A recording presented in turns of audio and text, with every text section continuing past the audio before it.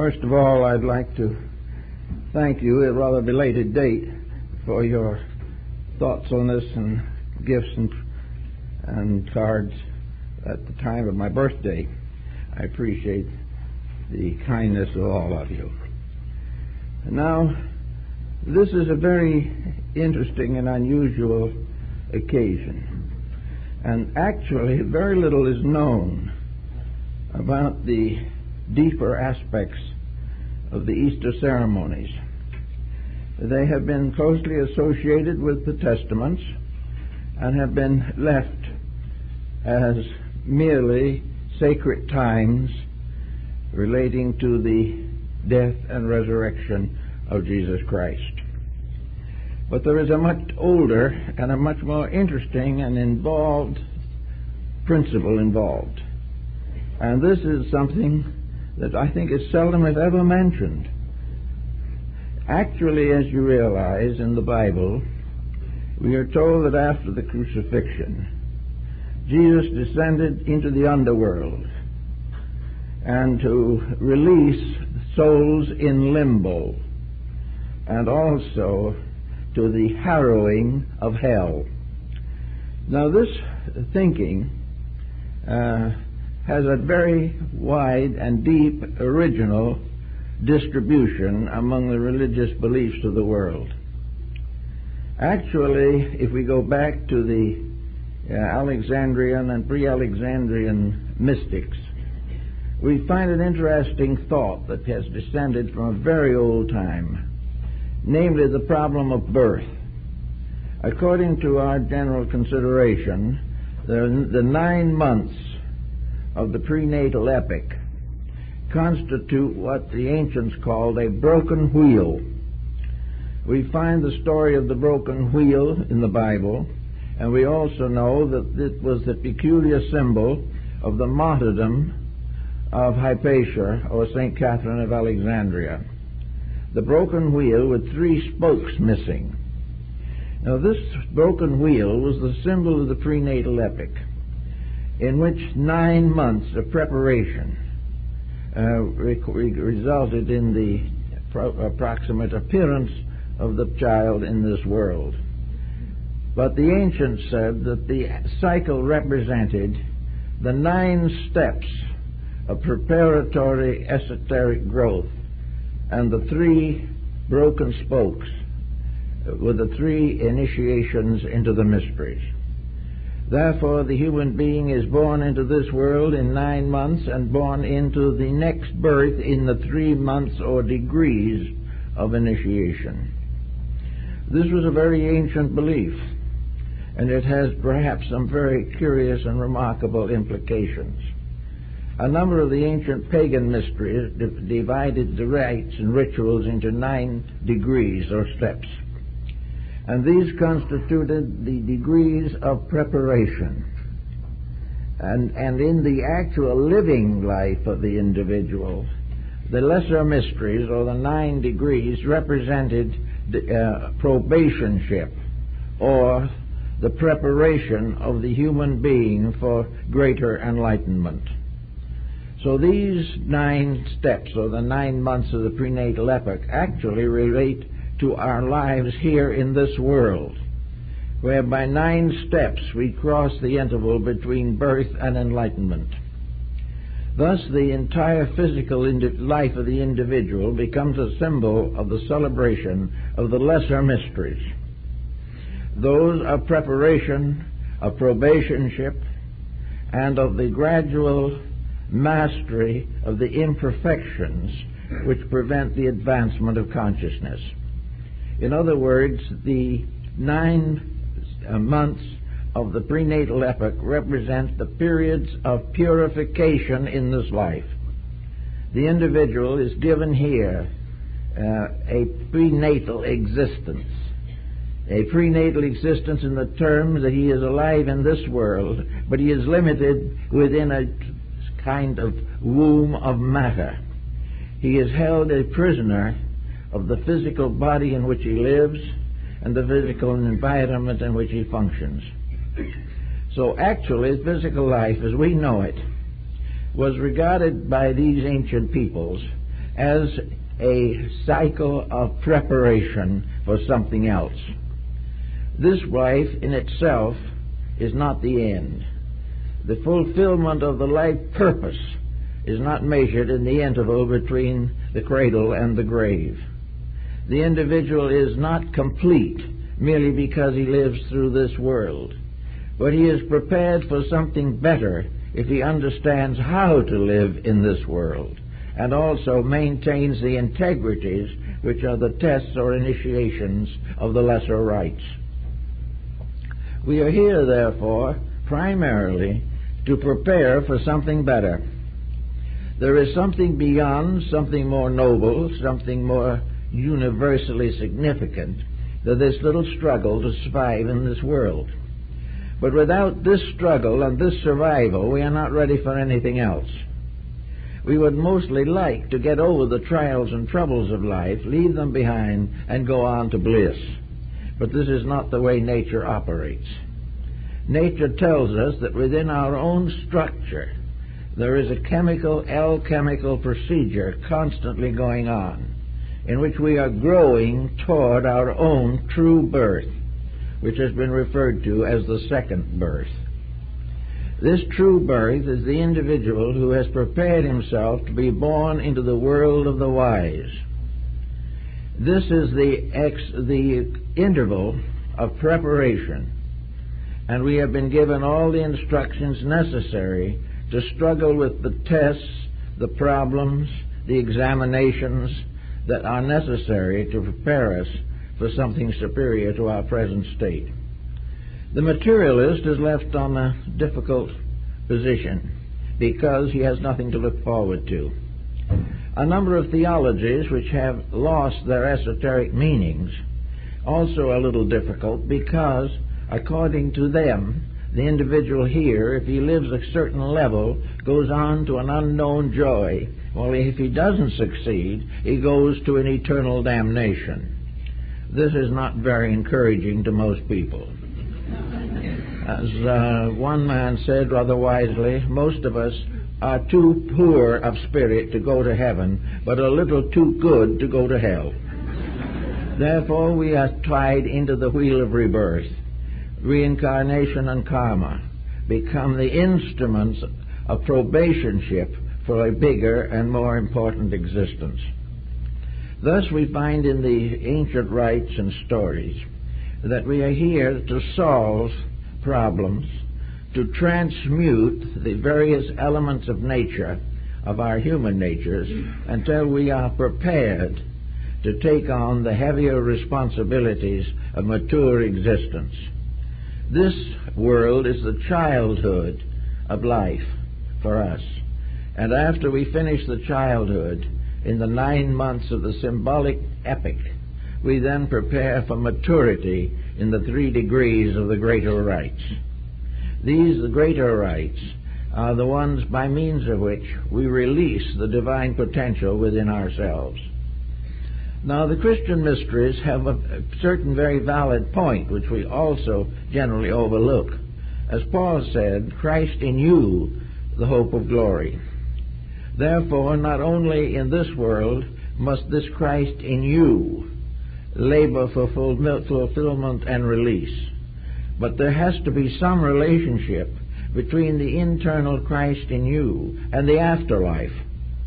In other words, we take this Christ in us with us when we go, because finally its importance to us lies in the fact that it is part of our own spiritual integrity. It is the very soul of us that goes with us out of this world into that which lies beyond. If we take this soul with us in a state of decrepitude, if the individual has had a poor life, unreasonable, not necessarily poor in the sense of simplicity, but poor in the sense of virtues, the individual takes into the afterlife the very spiritual power with which he was created. It is still there, and he has gone with it into another dimension of existence. But in this dimension of existence, the Christ in him must still abide. Therefore, in limbo, the fact of the eternal value of the Savior is clearly indicated. In limbo are supposed to rest the souls of all who died in virtue prior to the advent of Christ.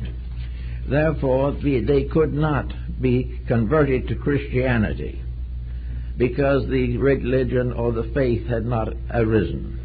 On the other hand, like Moses and Aaron and many of the patriarchs of the Old Testament, they were persons of virtue.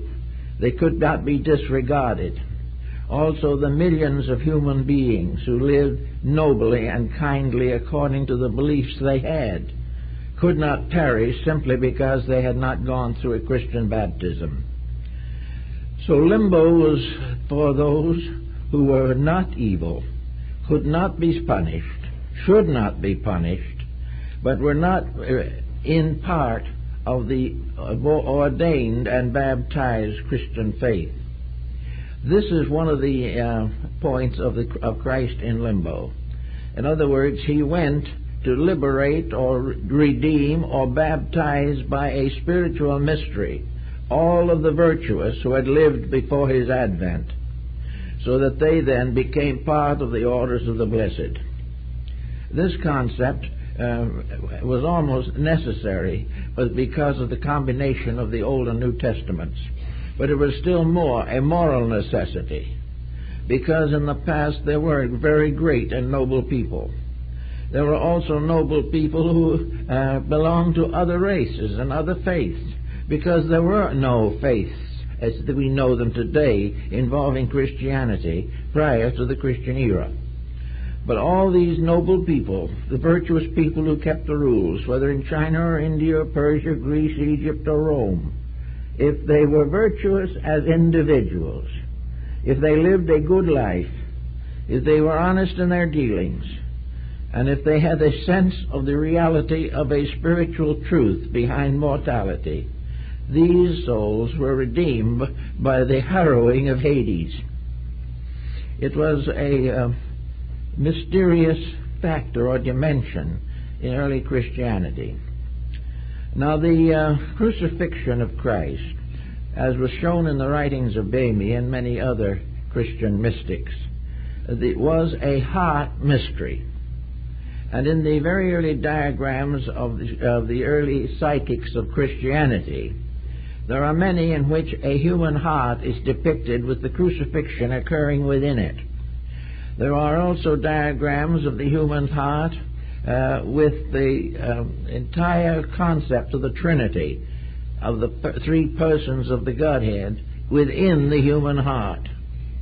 So that in mysticism, as far as it is understood, the heart mystery tells us all that the great cycle of Christianity is an internal experience. It is a mystery within us. It is something that is occurring constantly within the mystery of the soul itself. And this soul that we take with us when we go carries within it the divinity with which we are originally endowed. Therefore, when we leave this world at the end of our physical existence, we take with us within ourselves the instrument of our redemption. In other words, the Christ in you remains that even after death, and goes with us into the other world. Under those conditions, it is said that it descends into the realms of the dead. The realms of the dead being those who have left the body but still have the soul. And all of the great mysteries of life go with us when we go. They do not stay here. Those things which belong to Caesar remain here, but those things which belong to God go with us when we go. And no individual goes empty-handed. No individual goes without hope or without any of the endowments of possibility with which we associate religion. So we have now a certain understanding of the death of Christ in this sense, that the Christ in us is crucified. The Christ in us descends into the realms of the dead. The Christ in us is resurrected through the restoration of our own consciousness. Now, in the problem of this kind, we have to consider what most pre-Christian religions accepted, and many of the post-Christian have also accepted, and that is the doctrine of reincarnation. Reincarnation means that we go into the invisible world, not to perish, not to go to eternal solution or punishment, not to be weighed in the balance and found wanting, but rather as part of a larger cycle of existence. And in the post-mortal state, we carry with us all of our spiritual allotment, all of the essential nature of our own internal integrities. The interesting figure, I think, of this appears in Buddhism, where we have Jizo, the benevolent teacher. Jizo, the bodhisattva of the little children. The name is almost similar to our own idea of Jesus. How the idea originated, we are not sure. It probably came from India. But we know that in the worlds of shadows, where the darkness causes the little souls to be lonesome and to wonder what happens next, these little infants in the world of darkness represent simply human souls after death. While they're there, not knowing what to do, bewildered and lonely, they hear the tinkling of the alarm staff of the guardian of little children. And Jizo appears among them as a parent, takes them in his arms, holds them close, tenderly nurses their needs, and wherever he puts a footstep, according to the ancient belief, a lotus blossom rises in the afterlife. This is, of course, a very sentimental type of thing, but perhaps it is a little more true than we realize, because when we depart from here, we take also our hopes, our fears, our anxieties, and the seeds of our faith. Now, the seeds of faith probably are a little stronger after death than they are in this world, because the first thing that happens when the individual passes out of this life is the actual experience of survival. He has always hoped it would be a good thing. He always hoped that some part of him would go on and live. He always hoped that there was some reward for his efforts, some opportunities for further growth, and certainly that he would abide in the love of God.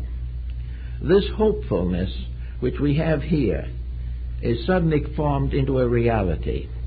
The individual awaking from death finds that he is still alive. And this fact in itself proves immortality. It proves something that the physical world cannot bestow in its fullness. It proves that the materialist is wrong, because among those who wake up after death will be the materialist himself. He may be a little drowsy for a while because he hardly believes. The materialist may feel that he is suffering from a delusion that he is surviving. But if he is suffering from the delusion, there must be a he who is suffering, and the fact remains that he has survived. So this survival is the beginning of a new experience, a new dimension of purpose.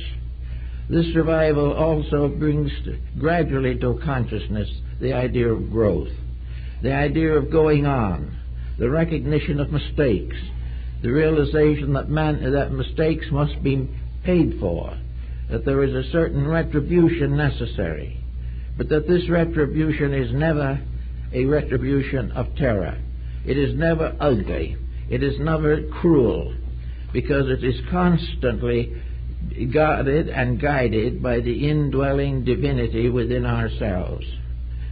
The Christ in us must express to us the need for our own repentance or our own reorganization of life, but it is never a destructive thing. The internal life of the individual cannot die, but must go on, guided by the indwelling divinity of salvation. So this particular problem goes on a little further until, by degrees, the entity that is out of embodiment begins to realize that this experience is only part of a great educational theory. It is part of a growth process. It has all kinds of realities and truths in it that we do not generally understand. We find, therefore, that we awake from the sleep of mortality in the afterlife. But strangely enough, we awake from the wakefulness of the afterlife by the sleep of rebirth. Gradually, we go through an inner experience, and then objectively that experience again fades away. But in each case there is something residual there. The individual becomes more and more aware of his own continuity, becomes more and more aware of an infinite purpose that is worthy of our acceptance and our understanding. If we even for a moment experience the integrity of existence, if we know that the things that are happening are right, if we know that we're going somewhere and doing something that is meaningful, all of life here in this shadowed existence becomes more significant. It becomes obvious that the grave is not the end, and that the labors we performed here do not go down to dust with the body. So having this realization, we begin to reintegrate our lives here. We begin to prepare ourselves for the fulfillment of the 9 months of the prenatal epoch, which are the periods of purification and regeneration. We find ourselves gradually rising from a primitive state through all the evils and through all the uncertainties of primitive existence. We also find ourselves, as we are today, in a world of competition, in a world of war, selfishness. We find in ourselves immense pressures which are not good. We realize that we haven't the integrities to live the principles we believe. We are led away into various byways in which our moral conduct is not what it should be. It was for this reason that Plato took the ground, the punishment and the after-death purgatory recognized in some religions, that this is actually a compensation here in this world. This world is the world and sphere of retributions. This world is where we suffer for our mistakes and keep on making them. This is the world in which the so-called damnation of the soul is achieved. Not that it cannot be, that it can be damned, it cannot be. But here is punishment, and punishment for ignorance, punishment for superstition, punishment for fear. Here we are faced constantly with problems, and until these problems are solved, we cannot cleanse the life. And until the life is cleansed, we cannot pass to a higher state of consciousness or a greater achievement. We note that in almost all of the ancient religions, water was important. Water was purification. Water was the washing away of those pressures and forces which limit our growth and spiritual unfoldment. So we can take a simple little example, as we find it every day, the person wandering along with a half-pleasant disposition, but also tensions, pressures, unpleasantness, conspiracies, fears, remorses, all these emotions every day, so that truly we are creatures of little faith. We accept all of the problems with the full force of emotional stress, and a great many individuals become hopelessly neurotic before they get out of here at the end of a lifetime. They simply are unable to experience the right form of existence. For these persons, antiquity established the great institutions of religion. It gave also philosophy as a means of remedying the mistakes of life. But neither religion nor philosophy can be effective if the individual rejects them. If he refuses to accept the importance of correcting his own mistakes, he will keep right on making them. If he refuses to believe that he is rewarded for right by the solution of problems, if he does not believe this, he does not benefit from it. Therefore, all of this is a probationship, and this probationship constitutes the 9 months of the so-called prenatal epoch of the entity in this world. the 9 months in the material sphere, in which he is being prepared for the mystery of birth. And this preparation is under a constant guidance, a constant direction. There is a mysterious umbilical which connects the unborn human soul to God. And it is this which was called in the Bible the silver cord. Actually, we are guarded until the time for birth comes. But when that time comes, then we must stand on our own feet, take our own breath, and begin an independent and individual life. And at that moment, the whole responsibility of growth and progress descends upon us. The individual is responsible for the life he lives. He is responsible for the use he makes of natural resources, not only in his own life, but in the world around him. He is responsible for the wars and crimes which he causes. He is responsible for his deviations from the proper conduct for which he was intended. He cannot say he does not know what virtue is, because he does.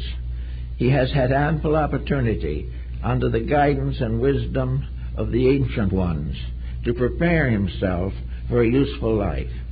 If he rejects this, denies it, or is in conflict with internal selfishness and pressure, then the problems go on unsolved. But in this case, there still is the same situation.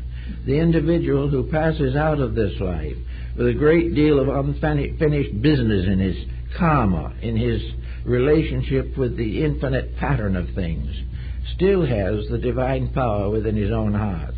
Christ goes with him because it is the principle within himself, the Christ in him.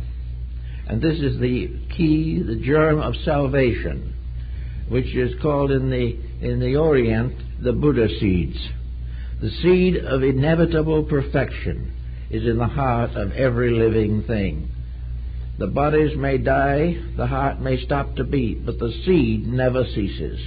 It goes on, and it is like the parable of the mustard seed, which is the least among seeds, but grows into a vast tree. All these things are part of the old wisdom doctrines.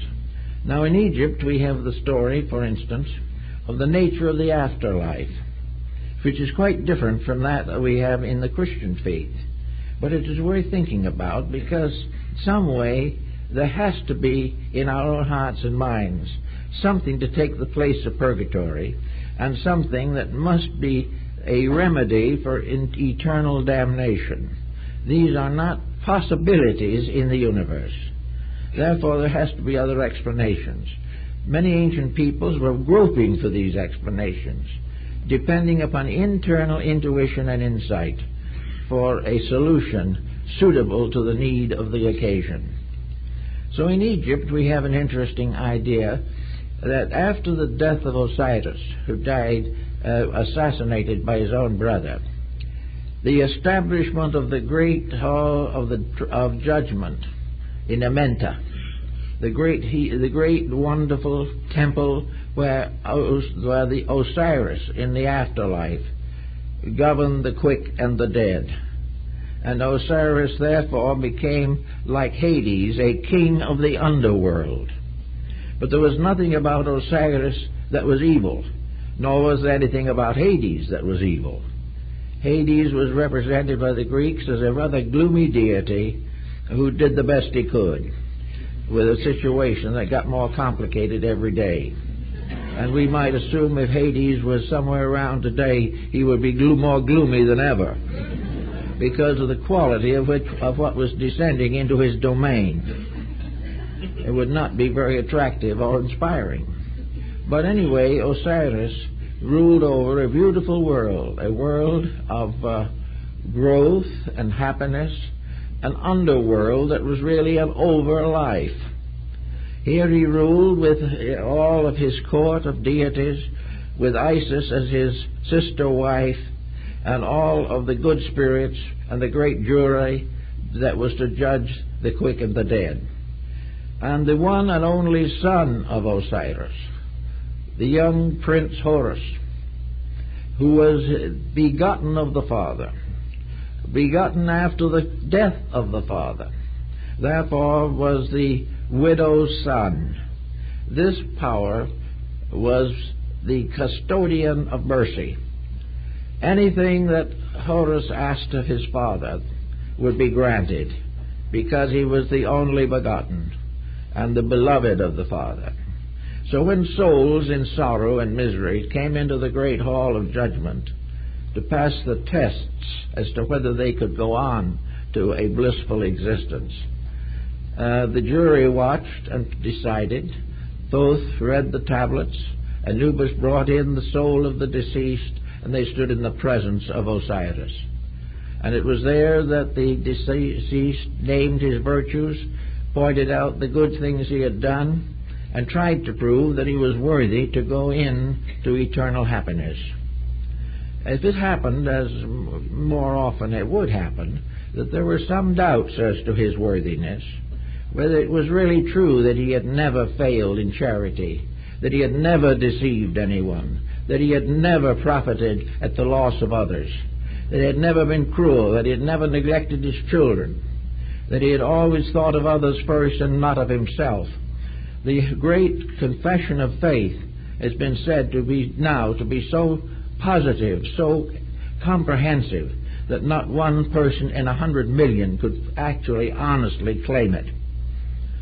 It was the highest moral code for the dead that probably the world has ever known.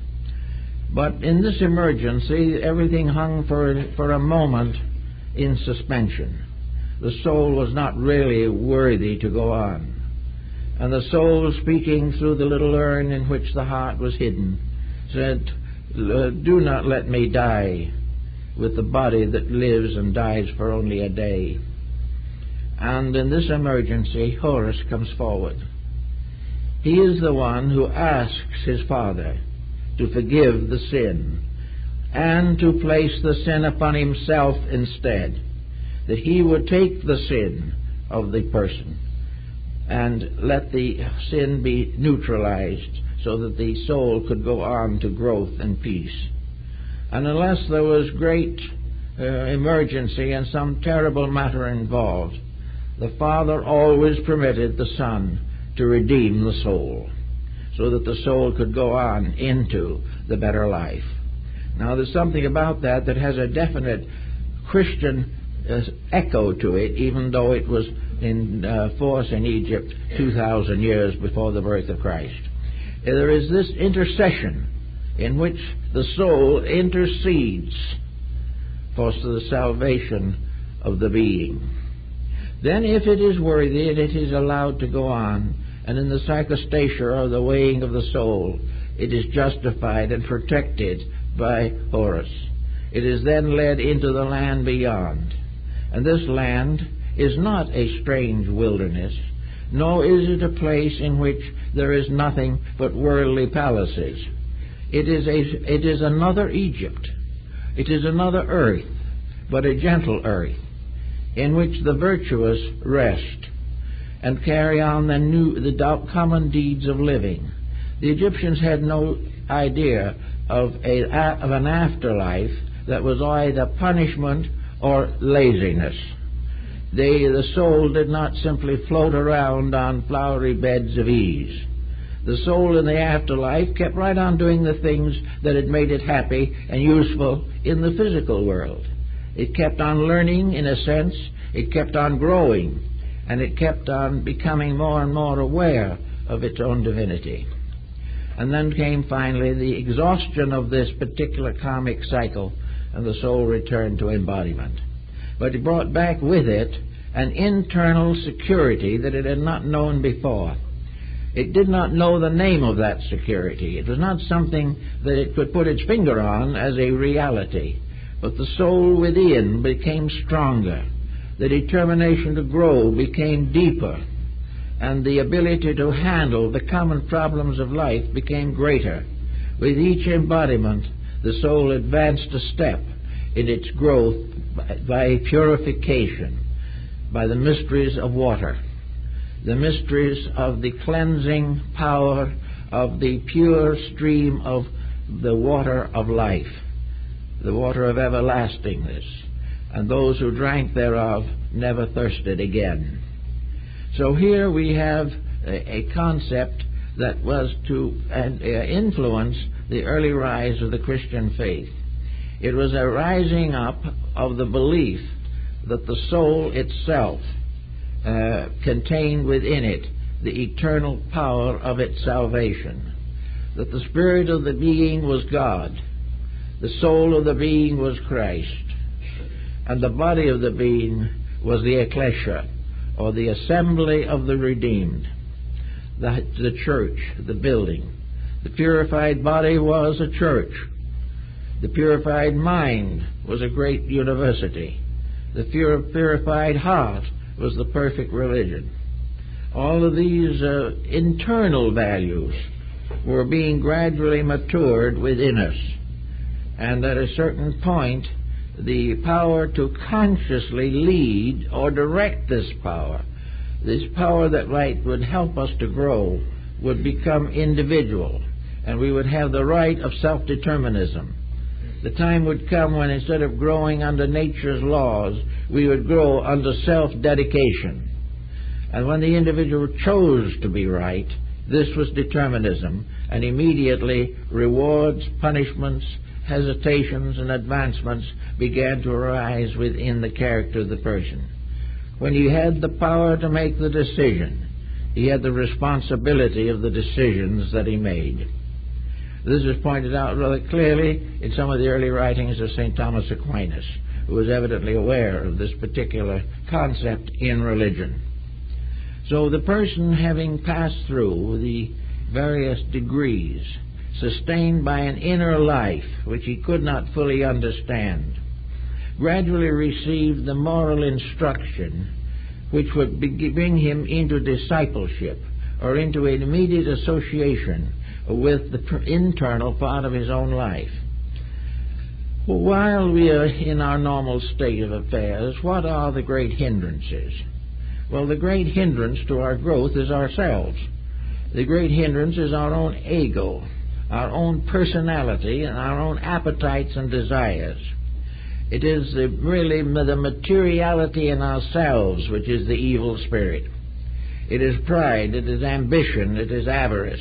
All these are the emotions of the unredeemed, and these become the basis of responsibility after we have become aware of the values and realities of these matters. The individual who, knowing that he is drinking too much, continues to do so, becomes an alcoholic. He is an alcoholic by choice, not by necessity. He has chosen something of a weakness within himself.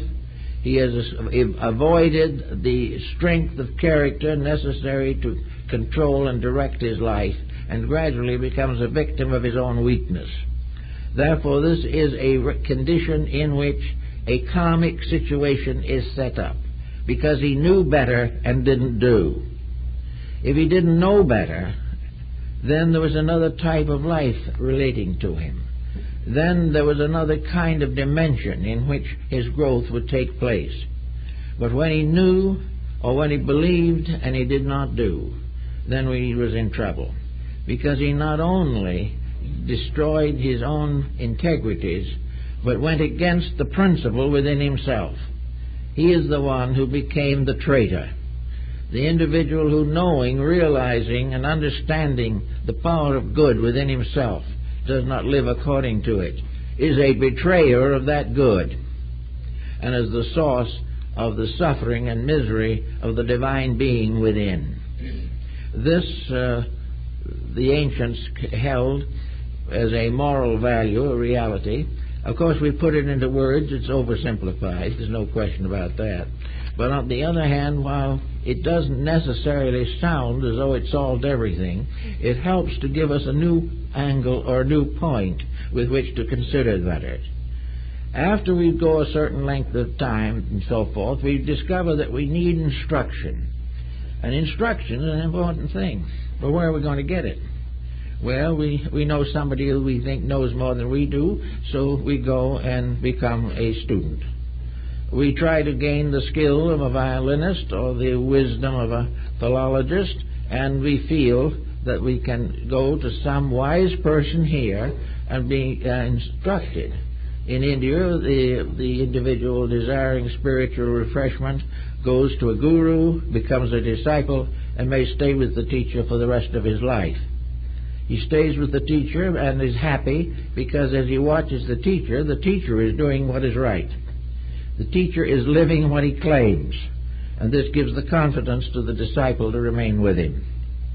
Now, in this type of situation, we also have to find out what can we do about those things which teachers apparently cannot communicate to us. They can tell us what we ought to think, but that doesn't make us think that way. We get very noble instructions, but we're not really immediately changed by it. Something is weak in ourselves. And we also go to various sources for instruction and usually get a lot of conflicting reports. We go to 10 different people and we get 10 different stories. We join 10 different faiths and follow 10 different doctrines and still have not the courage to live the kind of life we ought to live.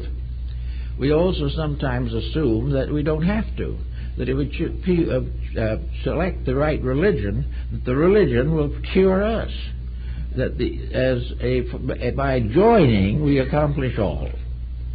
This is like the paint slogan, save the surface and you save everything. But actually it doesn't work that way. No matter how noble the institution may be, it cannot do much for us unless the individual begins to grow within himself, rather than simply depending upon instruction bestowed upon him. Now, instruction is valuable up to a certain point, but then we have to realize that we must find our own core. We must discover the reality within ourselves. And this reality within ourselves is something that we have to finally experience through dedication. And this means that the statement in the Bible, "Be still and know that I am God," is a virtual truth. It is a very important statement. And then we come face to face with a few words that we don't know what to do with. Be still. Now, how to be still without being lazy is a question. How to be still and stay awake is a question. Because in our consciousness of things, stillness is inertia. And inertia is wrong. We should be out rolling up our sleeves and doing great heroic deeds. But the scriptures tell us, and Lao Tzu told us, Buddha told us, and Confucius told us, Zoroaster told us, Moses told us, and Jesus told us, that the actual problem is the accomplishment of quietude, a complete silence, a strange quietness, a dying out of the fires by means of which life is distorted. The individual has to be able to be receptive, not to the instruction outside of himself, but to the instruction that is descending from within the deepest part of himself. The great teaching comes through the individual, not to him, because the great teaching in every case must be according to the need of the student. The teaching must be that which is next for the person and not a vast sectarian denomination. It must be that the teaching solves the daily living problems of growth. So how do we do that? Well, we have to smooth out some way the inconsistencies and fallacies by which most of us live. We must get rid of all of the intensities and tensions which lock us into a world of petty incidents and constant frustrations. We must get over neurosis, which is an escape of the individual who can no longer live with his own ignorance. He gets sicker and sicker, and finally perhaps has to have professional assistance.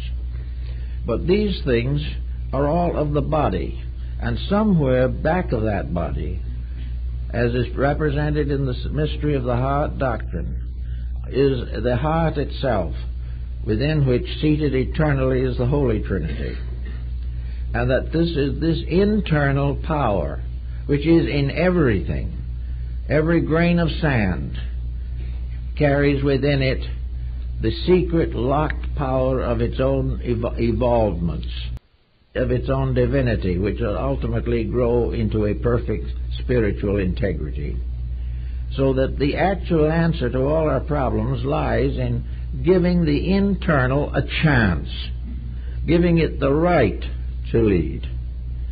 And in order to be able to lead, we must purify or cleanse ourselves of a false doctrine, a false teacher within ourselves, which is largely ego, which is the individual who believes to do as he pleases is his divine right.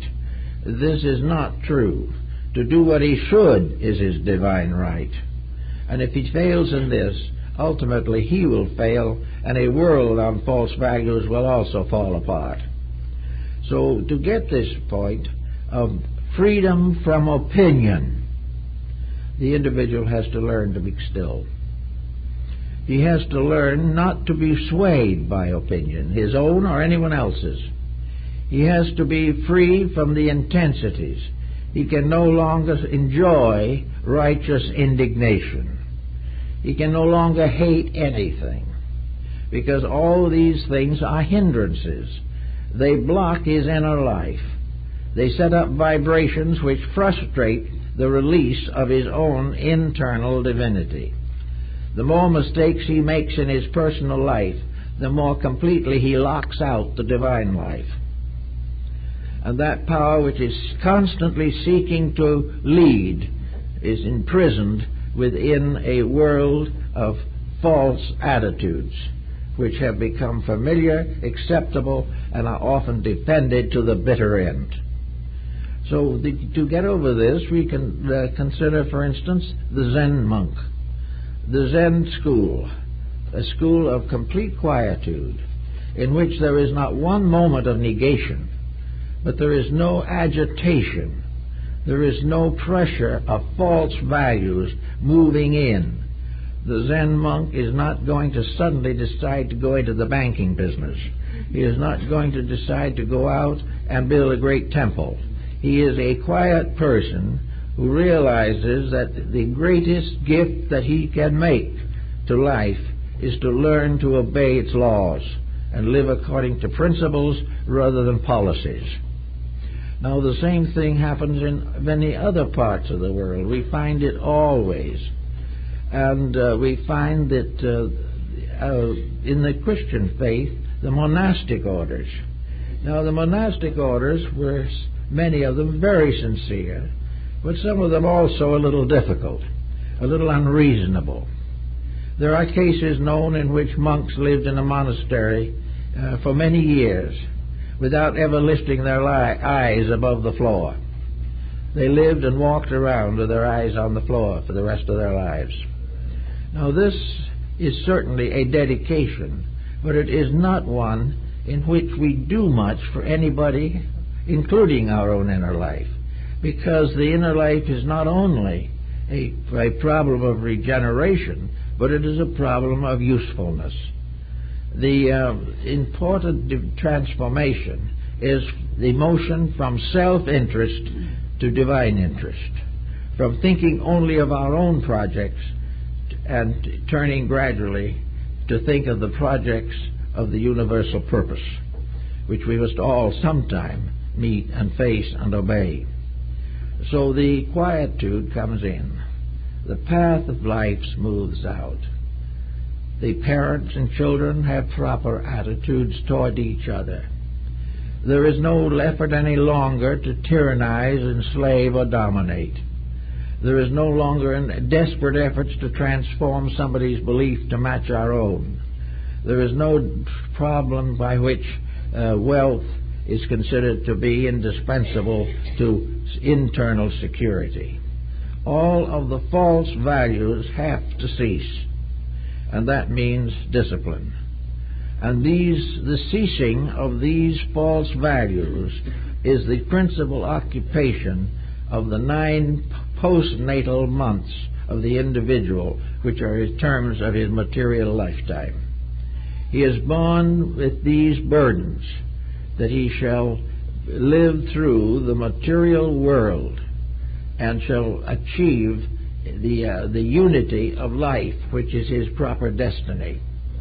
If he does these things quietly and conscientiously, he will find that the whole world looks a little better to him. He will discover that he doesn't have to have enemies, because there is no such a thing as a sincere animosity of this kind. There's a story of two Japanese businessmen, both a little bit on the materialistic side, having become involved in the Nihon Ginko, a great Japan bank. They were bankers, and they were rivals. But they met, and when they met, first of all, they bowed very deeply 3 times.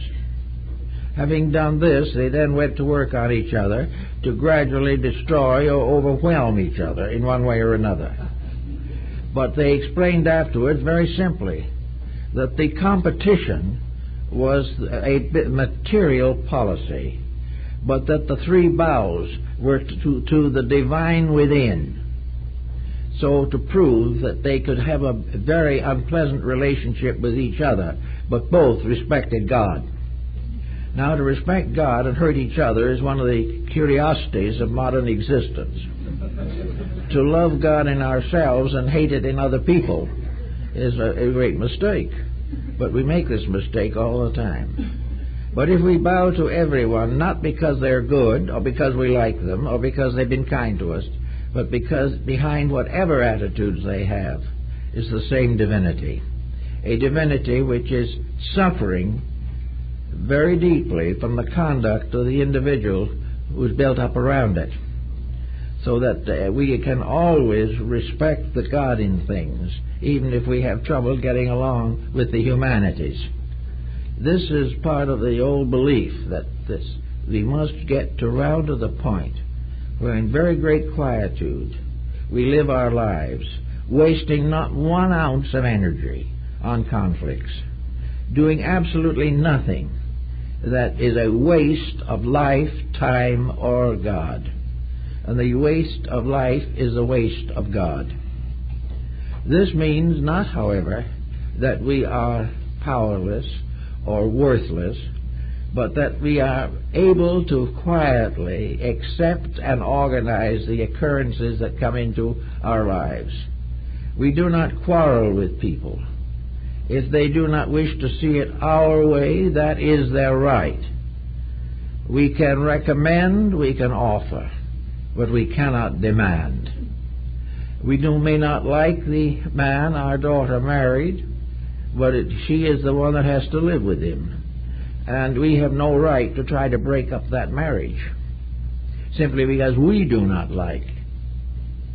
All these things of interferences, all these efforts to dominate something, all these efforts to criticize, condemn, judge, and mostly misjudge the experiences of life, prevent the revelation of the truth.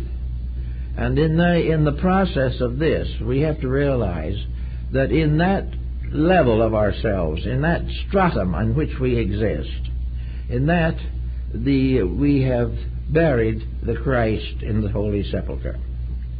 Christ is buried in the shortcomings of the body around it. It is buried in the mortality which denies it. It is buried in the personality that has neglected its virtues.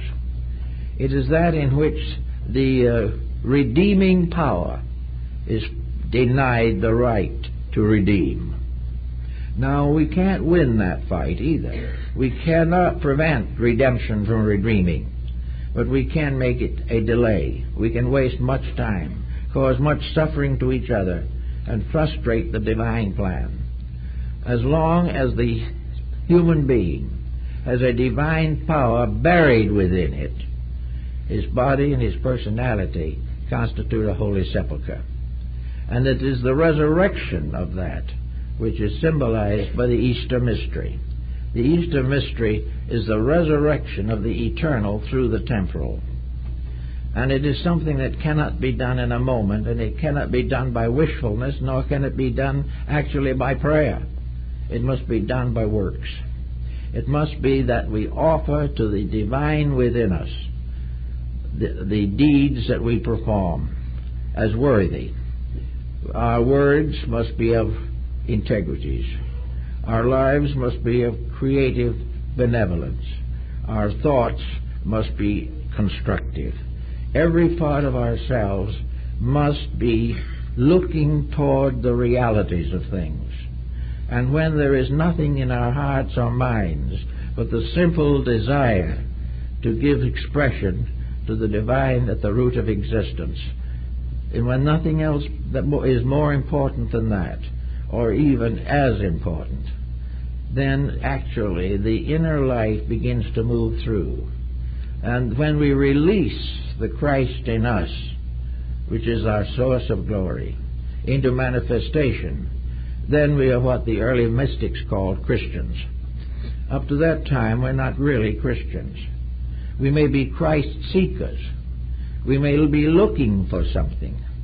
But we are never Christians until we have given release to the Christ in ourselves. We are never Christians until we can say in the terms of Christ, "Thy will, not mine, be done."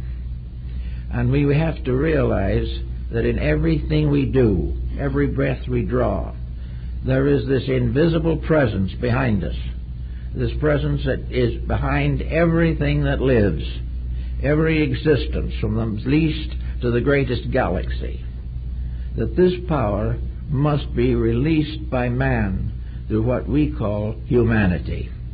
And humanity is a humaneness. Humanity is brotherhood. It is kindness. It is cooperation. It is the individual willing to sacrifice for the good of others, a person of integrities who does not want to gain by the loss of others. Little by little, if this quality continues, the mind and nervous system relax. There are no longer jitters. We are able to control the words we say. We are not giving over to suspicions and doubts and jealousies and all the infirmities of the flesh. We are quiet, at peace with life, at peace with the God that runs and leads and moves all things. And in that moment, we become very close to the presence of wisdom. In that moment, the resurrection takes place. The regeneration, or as they call it in alchemy, the transformation or transmutation. When this personal self abdicates within ourselves and the divine self becomes the ruler of conduct, most of the problems of the world will end. Because this is the beginning of a new life in glory.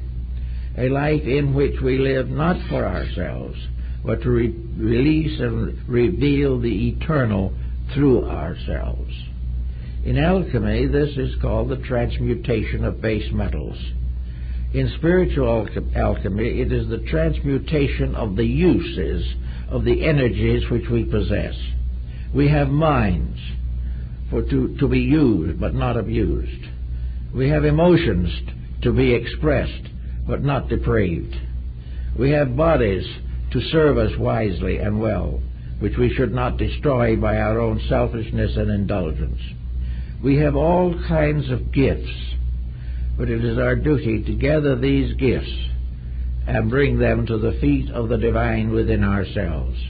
We offer ourselves to the service of the eternal. And in that moment, in that instant, the eternal is reborn. It is brought forth from out of the cave or out of the darkness. The body truly then becomes a holy sepulchre from which the divine power rises in triumph. It is this transformation, this resurrection of the good, which is really the essence of religion. It is the essence of everything that we're trying to be and trying to do and trying to have. And until we realize this, we are more or less in trouble. So at Easter, it is very practical to give some thoughts to these things, to realize that this is a day in particular in which Christendom would wish and hope that the Christ in them has a chance to be heard from, that it has a chance for in a moment of prayer, a moment of quietude, a moment of rest, to suddenly become aware of the tremendousness of the eternal fact of eternal life. that transformation is forever bringing about a growth of things, that we are all moving along a path that leads ultimately to identity with the divine plan. We are all children of a larger nation, the commonwealth of heaven, earth, and man. We are all part of an enormous plan, and as we look out into the space beyond us and send spaceships out to take photographs of Uranus or Neptune or Pluto, we think of the incredible distances involved. But when we look inside ourselves, those outside distances look as nothing. The tremendous distanceness within us is inconceivable. Within us are distances that take hundreds of lives for even to think that we can cross them. But as we go further and further in this type of journey, we come nearer and nearer to reality.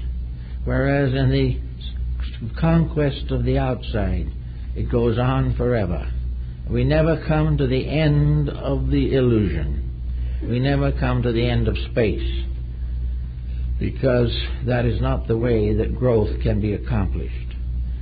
Space is merely a name, a physical name for an eternal life. If we look for the solution physically, we will never find it. But if we realize that this space is the infinite opportunity of divine presence within all of us, that there are spaces within us that deeper than ever did plummet sound, that there is a tremendous universe, a cosmos locked within each human being, one that has to be solved, has to be discovered and experienced. Now we are in a rather difficult and sticky situation in this world. We find that the materiality of man is closing in on him, is coming in every direction. He has forgotten that the very life by means of which he makes his mistakes, that very life is the key to his own survival. He has to stop the misuse of these things and come finally to the proper realization of his place in a great plan, a great purpose, a great need that is going on. Within each individual is the key to the solution of himself.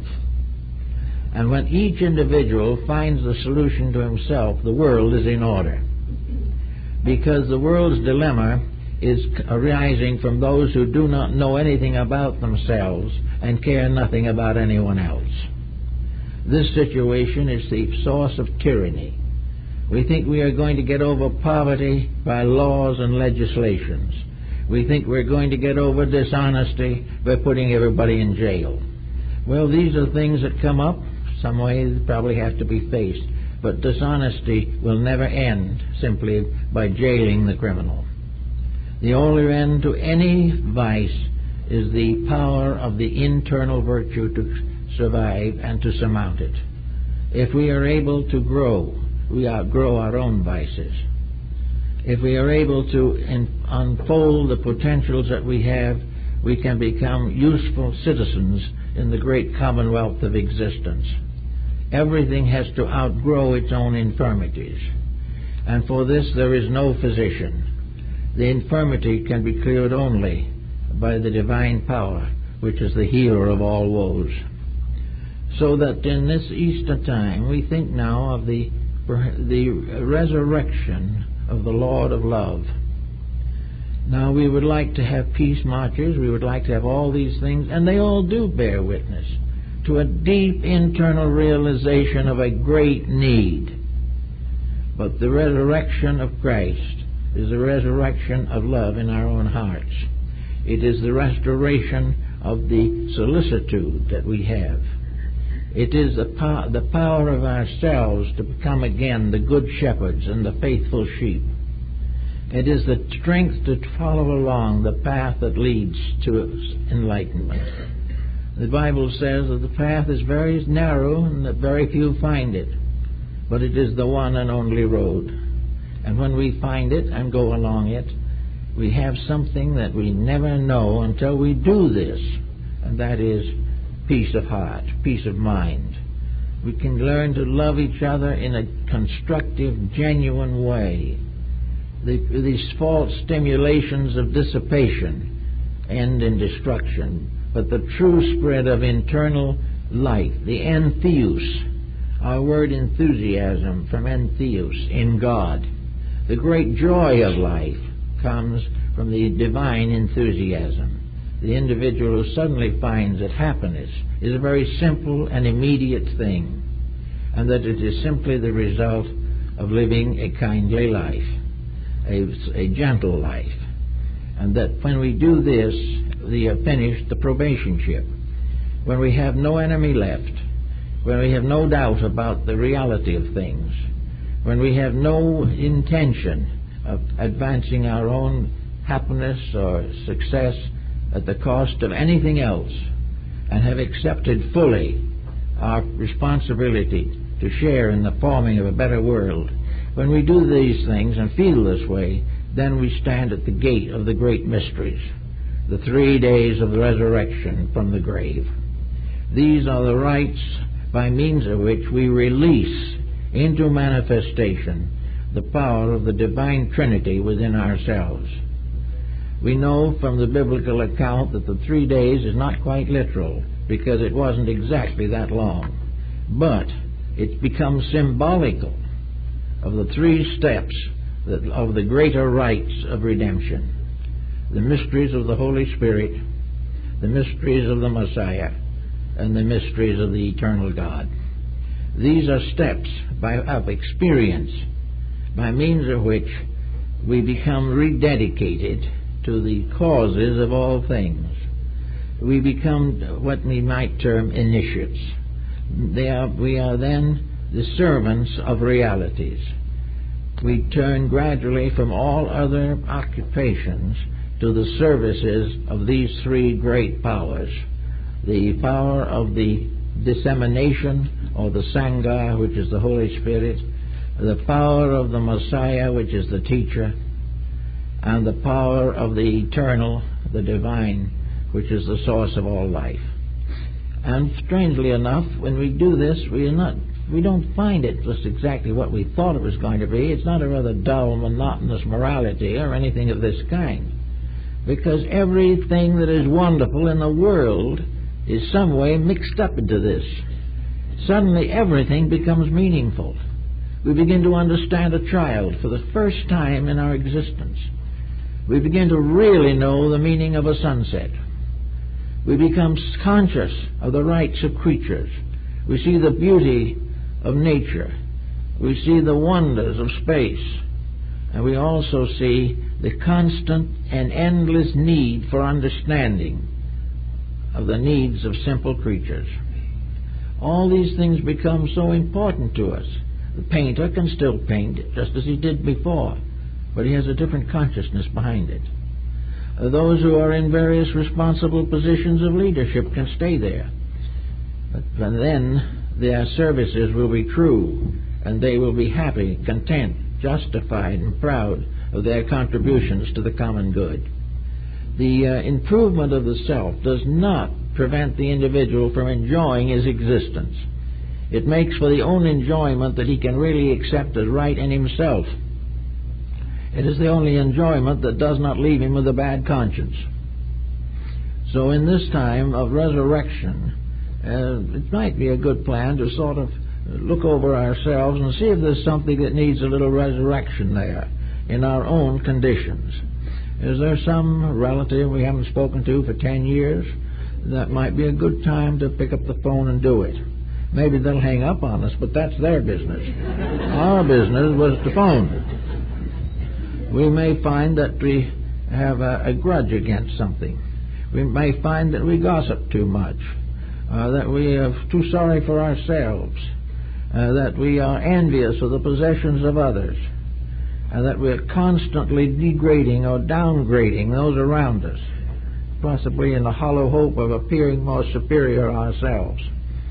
Going through all of these things, see if we cannot transform them into a positive recognition that everything in life is an opportunity to do it as Christ would have had it done. that the Sermon on the Mount is important, that if we have an enemy, forgive him, and not depend upon the law to punish him, but to realize that the meek will inherit the earth, because they will not destroy anything, and that it is the pure of heart who will see God. These things are part of the Easter mystery. It is an awakening at the vernal equinox as the sun moves northward.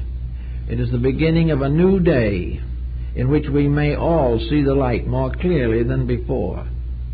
But in order to see the light, we must believe in the light. We must realize its importance. And we must realize that whatever that light tells us to do, that we must do, regardless of whether it's what we wanted to do or not. The final glory of it is to discover that what that light wants done is the thing we have always wanted to see done but did not know how to do it. So in this season year, we have a new time of transmutation and transformation. This is not the beginning of a zodiacal year. This is the beginning of a psychological year. We have now ahead of us another span of time that is given to us to serve and to work. We are facing it with the beginnings of the same problems that the ancients had in one way or another. Even in this material system, we have to get rid of the taxes first. But at the same time, this is a year of new beginnings in which everything we do should be done just a little better than we did it before. That we should be just a little more patient, a little more kind. We probably can't be completely reformed in one special moment unless a tremendous internal experience is revealed to us. But we can gradually grow a little. And the great experiences, the visionary experiences, the great illuminations are always the reward for humble effort honestly accomplished. That in simple and gentle ways we do what is good, and all of a sudden the good comes to us in a blaze of inner consciousness, of realization. And man is never really proud of himself until he has done those things which were his proper destiny. So at Easter we have a chance to kind of think about these things. We have the possibility of the fact that the Christ in us, having passed into limbo, that is, having gone down into our level of internal life, is rising on this day from the sepulcher of our past attitudes and convictions, and is knocking again at the door, asking to be accepted into our house, to be the unseen guest at our dinner, the unseen priest at our sacraments. That this presence coming forth at this time is the symbol of the annual resurrection, physically represented by the rising of the Sun of Truth. This is when the sun moves northward, and it is also the symbol that the ancients used. To them, the sun was the symbol of ultimate benevolence. It shines upon the just and the unjust. It serves all things great and small. It is the source of every good thing we have. It makes possible all the growths of life. It provides us with our food. It makes possible for us to see the joy and glories of nature. And we also use it for the accomplishment of everything we have. For it is this divine light behind our eyes that helps us to read a good book. Everything is important. And if we can take value of this at this particular season of the year, it will probably help us to solve some very nagging problems. People come to me every day with their troubles, and 9/10 of these troubles are simply the fact that the person isn't quite able to make use of his own divine potential. He doesn't realize that when he does it well, the worlds rejoice, and when he does it badly, the Christ in him weeps. All these things are part of our labor, for it is not only the power of the Christ principle to save us, it is our daily job to save that principle, to make sure that it does not die in us another time. On the poor story of Quo Vadis Domini, the author tells that as Peter was leaving Rome to escape persecution, he sees Christ approaching him on the Appian Way. And Peter says, Quo vadis, Domini? Whither goest thou? And the Christ says, I go back to Rome to die a second time. And this is the problem we have. Wherever things go badly, where we betray the good in us dies again. Not really, because it will rise, but it loses the beauty and joy of faithful dedication. To serve reality is a privilege and a joy. And we can always begin with just little things, little deeds of thoughtfulness, little kindness. The solution of the immediate difficulties which nag us. Not great things, but little things we have made great by misunderstanding. We can take these little things that we have made great by misunderstanding and outgrow them and remove them and have new virtues as a result of our integrities. It's just a simple problem of doing it a little better. The better we do it, the nearer we come to that time when it will be done right. And the more that we work in this direction, the sooner it will be that the spirit of universal love can become the common ruler of all that lives. The final monarchy of all things is the rulership of love over humanity. And it can only happen there when it happens with us in daily living. Thank you very much.